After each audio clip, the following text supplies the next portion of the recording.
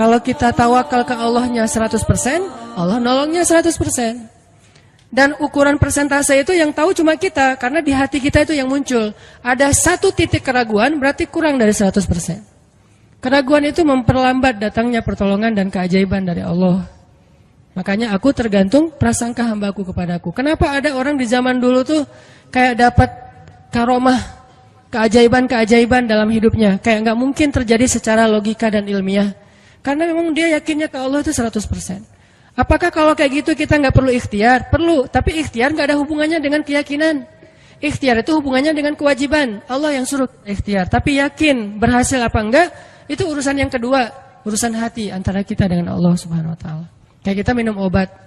Tentunya kita harus beli obat yang paling bagus, dokter yang paling recommended, yang spesialis. Oke, itu ikhtiar.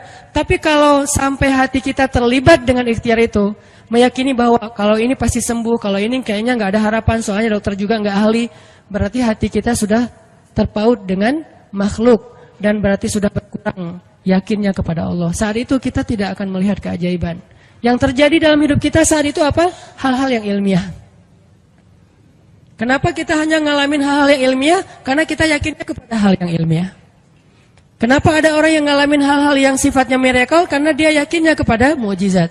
Yakinnya kepada aun atau pertolongan dari Allah Subhanahu wa taala.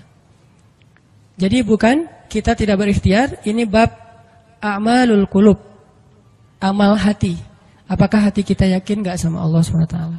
Dan Umar mendengar cerita itu semakin yakin sama Allah. Makanya nanti muncul kasus di zaman Umar tuh luar biasa. Ini presiden kalau imannya 100% ke Allah, ada masalah di negaranya tuh dia tinggal bilang ya Allah beres tuh masalah.